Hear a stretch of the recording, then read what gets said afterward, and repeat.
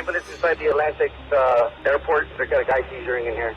So, अभी जो तुम लोगों ने कॉल रिकॉर्डिंग सुना, इस कॉल रिकॉर्डिंग ने ही जूस वर्ल्ड के डेथ को कंफर्म किया था। और अपने डेथ से सिर्फ कुछ घंटे पहले ही जूस वर्ल्ड को उनके इंस्टाग्राम पे देखा गया था। He was having fun. वो अपने दोस्तों के साथ प्राइवेट जेट पे थे on the route to Chicago. But कुछ टाइम के बाद ही प्राइवेट जेट में जो रिलैक्स एनवायरनमेंट था वो पैनिक में कन्वर्ट हो जाता है। इन्वेस्टिगेशन फेडरल टास्क फोर्स के मेंबर्स जूस वर्ल्ड के लिए वेट कर रहे थे एयरपोर्ट पे कि जब उनका प्राइवेट प्लेन लैंड होगा उनके प्लेन को सर्च किया जाएगा फॉर कैनबिस एंड वेपन्स। पर यहां पे सवाल यह है कि टास्क फोर्स को कैसे पता चला कि जूस वर्ल्ड अपने प्लेन में इलीगल चीजें कैरी कर रहे हैं? क्या ये जूस वर्ल्ड की गर्लफ्रेंड से रिलेटेड था जिनके ऊपर 2 साल पहले मेथ ट्रैफिकिंग के चार्जेस लगे थे? या फिर ये इंसिडेंट शिकागो के एक और रैपर से रिलेटेड था जिनकी 6 दिन पहले ही डेथ हुई थी? और क्या जो हमारे पास जूस वर्ल्ड के डेथ का रीजन है कि जूस वर्ल्ड ने पिल स्वॉलो कर लिया था अपने जेल टाइम को कम करने के लिए या फिर अवॉइड करने के लिए, क्या ये रीजन सही है? इसके साथ साथ कुछ ऐसी कंस्पिरेसी थ्योरीज भी है जो ये बताती है कि जूस वर्ल्ड ने अपने डेथ को फेक किया था और वो अभी भी जिंदा है। इन सब चीजों को थोड़ा साइड रखते हैं और जूस वर्ल्ड से रिलेटेड सीरियस इशू के बारे में हम पहले डिस्कस कर लेते हैं, जो था उनका ड्रग एडिक्शन। जूस वर्ल्ड ने पहली बार लीन 6th ग्रेड में लिया था। तुम इमेजिन कर सकते हो कि ड्रग उनके लाइफ में कितने अर्ली स्टेज पे एंटर कर चुका था। और जूस ने अपने कुछ इंटरव्यू में यह बताया है कि ये उन्होंने 2011 में ड्रॉप हुए फ्यूचर के मिक्सटेप को सुनने के बाद किया था, जहां पे फ्यूचर ड्रग प्रमोट कर रहे थे। जूस बोलते हैं, what do you expect if I am a young dude that really loves music, really looks up to these artists. I didn't have a man giving me no type of guidance. My father wasn't in my life like that. So listening to this grown ass man rap about lean, I am like, well, that sounds really appealing. Before you started to get famous and rich? Yeah, for sure. I mean, it was something that I was into early, low-key due to music. The second song I've ever heard about Future, Dirty Sprite, like off the first Dirty Sprite mixtape, had me wanting to sip lean at like 11, 12 years old, bro. So तुम लोग यहाँ पे देख सकते हो कि music कितना ज्यादा इफेक्ट करती है किसी के लाइफ को। बिना गाइडेंस के अगर कोई भी रैप या फिर हिप हॉप म्यूजिक बहुत ही कम स्टेज में सुनना स्टार्ट करता है तो कहीं ना कहीं नेगेटिव रिजल्ट होते ही होते हैं, जो इस केस में हुआ। और जूस वर्ल्ड ने स्टार्ट तो लीन से किया, बट ये सिर्फ स्टार्ट था। 2-3 साल के बाद juice world even harder substance लेने लग गए। Your mind could be telling you hell no, but your body is dependent, so it's like it could tear you apart. So ऐसा नहीं था कि जूस वर्ल्ड अवेयर नहीं थी कि ये जो ड्रग्स है वो कितनी बेकार है बॉडी के लिए या फिर कितना नेगेटिव इंपैक्ट होता है इन सब चीजों का बॉडी पे, बट जूस फिर भी अपने आप को इन एडिक्शन से बाहर नहीं निकाल पा रहे थे। और इसके बाद धीरे धीरे जैसे जूस वर्ल्ड सक्सेसफुल होने लग गए, उनके पास अच्छे खासे पैसे आने लग गए और पैसे की कमी ना होने की वजह से वो कभी भी ड्रग प्रॉब्लम से बाहर ही नहीं निकल पाए। और अपने एक इंस्टाग्राम लाइव में जूस वर्ल्ड ने ये भी बताया कि जब उन्होंने पैसा कमाना स्टार्ट किया तो पैसे ने उनके प्रॉब्लम को फिक्स नहीं किया, बल्कि पैसों की वजह से उनके लाइफ में और भी ज्यादा प्रॉब्लम आ गई, जिसमें से एक था उनका drug addiction. With anxiety and depression, just because you got money, money is the answer to certain problems, but it is not the answer to those type of problems. So अब हम जल्दी से थोड़ा फास्ट फॉरवर्ड करते हैं और juice के death के टाइम के अराउंड पहुंचते हैं। अब तक जूस वर्ल्ड की ये जो ड्रग प्रॉब्लम थी ये और भी ज्यादा वर्स्ट हो चुकी थी। लिल बिडी जो कि एक रैपर और जूस वर्ल्ड के फ्रेंड थे, उन्होंने एक इंटरव्यू में ये बताया कि जूस वर्ल्ड पर डे 20 पिल ले रहे थे। Calculated it up and it was like over 20 pills a day he was doing. 20 pills a day? Yeah. Juice world के रिकॉर्डिंग इंजीनियर मैक्स लॉर्ड ने भी अपने एक इंटरव्यू में जूस वर्ल्ड के ड्रग एडिक्शन को पॉइंट आउट करते हुए ये बताया कि उन्होंने बहुत ट्राई किया था, उनकी पूरी टीम ने बहुत ट्राई किया था जूस वर्ल्ड को वार्न करने की, जूस वर्ल्ड के डोज को कम कराने की, पर जूस वर्ल्ड का जो डोज था वो टाइम के साथ बढ़ता ही जा रहा था। इवन जूस वर्ल्ड अपने दोस्तों को और अपने टीम को झूठ बोलते थे, कम नंबर बताते थे पिल्स का, बट उनके पिल्स का काउंट हर दिन बढ़ता जा रहा था। और इन सब को देखते हुए जूस वर्ल्ड की टीम और उनके फ्रेंड्स ने जूस वर्ल्ड को रिहैब भेजने का फैसला किया, जो कि होने वाला था 22 दिसंबर को, बट उसके 2 हफ्ते पहले ही अनफॉर्चुनेटली जूस वर्ल्ड की डेथ हो जाती है। J was supposed to go to rehab that month. We tried so hard to do positive things every day, like ride dirt bikes or paintball to keep busy and do not do pills. But every night, once he hit the studio, that was it. He loved it. और ये सारी story सुनने के बाद तुम्हें exactly अंदाजा लग गया होगा कि जूस वर्ल्ड जब प्लेन में ट्रैवल कर रहे थे अपने चार्टर प्लेन में, तो क्यों वो इतना ज्यादा अमाउंट में नार्कोटिक्स कैरी कर रहे थे। और अब हम फास्ट फॉरवर्ड करके चलते हैं एग्जैक्ट उस दिन में जिस दिन जूस वर्ल्ड ने चार्टर प्लेन हायर किया था।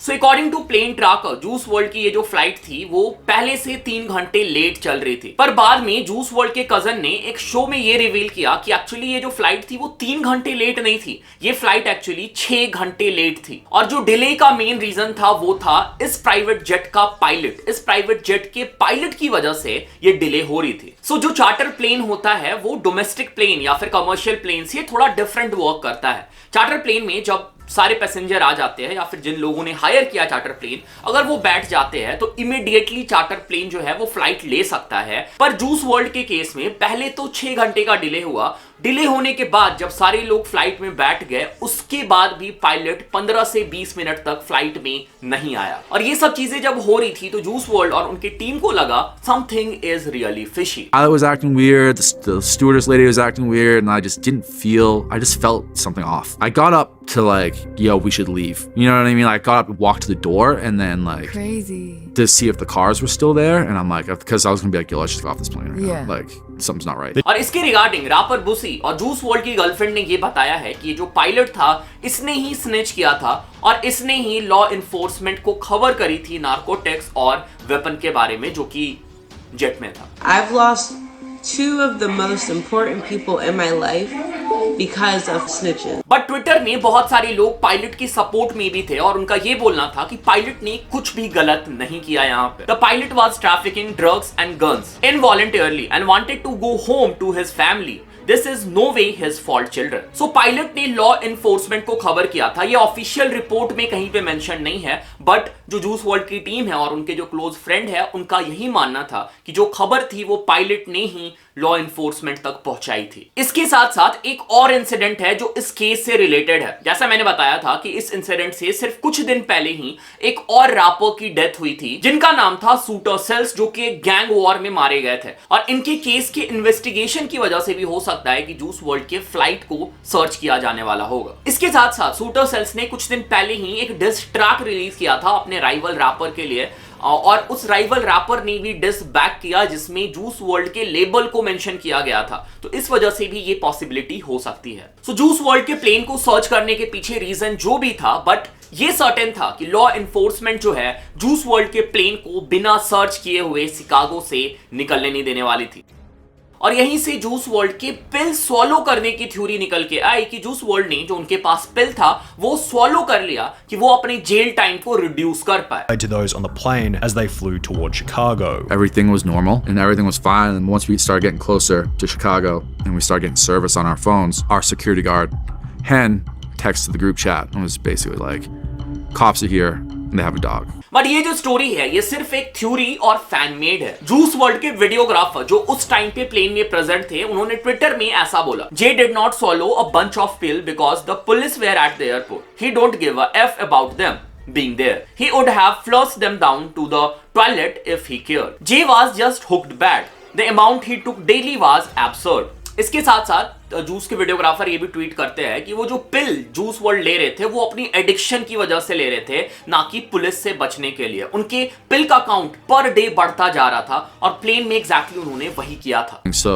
took a handful of pills and like that's not what happened. I'm like, Juice did drugs, yes, you know what I mean, but he didn't try to hide them, or he knew he wasn't going to get in trouble. He had people around him that are going to take care of. तो ये तो confirm है कि police से बचने के लिए juice world ने वो पिल्स पॉप नहीं किया था। मे बी जूस वर्ल्ड शायद ये सोच रहे होंगे कि वो कस्टडी में तो जाने ही वाले हैं, रात भर उन्हें जेल में टाइम स्पेंड करना ही होगा, शायद उन्होंने अपने पिल का डोज जो है वो बढ़ा दिया होगा। The extent that story is maybe different. It seems kind of so silly to just take a bunch of pills when it's like, if you were really getting busted with a bunch of illegal stuff, a handful of perks is not going to make a dent in the case. Juice world की flight 1:28 AM में Chicago में land होती है और जैसे ही plane land होता है police जिस काम के लिए वहां पे आई थी उस काम में लग जाती है। वो जूस वर्ल्ड के प्लेन को पूरा सर्च करती है और वहां पे उन्हें सस्पिशियस चीजें भी मिलती है। जूस वर्ल्ड के फ्लाइट में सूटकेस में बंद 70 पाउंड कैनिबस मिलता है और जूस वर्ल्ड की टीम के अकॉर्डिंग ये जूस वर्ल्ड के बर्थडे के लिए प्रिपरेशन की जा रही थी। We're going to Chicago to celebrate his birthday. It was just his birthday the other day, but we're going this weekend. It's Saturday. We're flying out there. We're gonna have a birthday party with his mom and family and friends and stuff like that from out there. So. But इसके साथ साथ कुछ और theories भी internet पे surface कर रही थी कि इतना ज्यादा अमाउंट कैरी करने की क्या जरूरत थी। 70 पाउंड ये बहुत ज्यादा अमाउंट है। और कुछ थ्योरीज इंटरनेट पे ये भी सरफेस करने लग गई कि जूस वर्ल्ड की जो गर्लफ्रेंड है वो इन कैनिबस को सेल करने के लिए शिकागो ले जा रही थी टू मेक सम मनी। और जूस वर्ल्ड की जो गर्लफ्रेंड है इसके पहले भी ड्रग केस में इन्वॉल्व हो चुकी थी। तो अब हम वापस चलते हैं प्लेन पे। तो जब प्लेन में पुलिस सर्च कर रही थी उसी टाइम पे जूस वर्ल्ड की जो कंडीशन है, तबियत है, वो अचानक से खराब हो जाती है। जूस वर्ल्ड को सडनली एक सीजर आता है। उस टाइम पे पुलिस वहीं पे प्रेजेंट थी। पुलिस ने जूस वर्ल्ड की टीम से ये पूछा कि क्या जूस वर्ल्ड को कोई मेडिकल कंडीशन है, तो जूस वर्ल्ड की टीम ने मना कर दिया। पर उन्होंने पुलिस को ये बताया कि जूस वर्ल्ड को ड्रग का प्रॉब्लम है और ये मे बी ड्रग ओवरडोज का केस हो सकता है। जूस वर्ल्ड की टीम का ये बोलना है कि जूस वर्ल्ड की हालत खराब हो रही थी, he was having a seizure, but police ने इसको बिल्कुल भी सीरियस नहीं लिया and they didn't give a F। और इसके बाद जब पुलिस कंफर्म हो गई कि ये ड्रग ओवरडोज की वजह से हो रहा है, जूस वर्ल्ड को जल्दी से नियरेस्ट हॉस्पिटल में ले जाया गया। Sadly at 3:14 AM juice world was declared dead।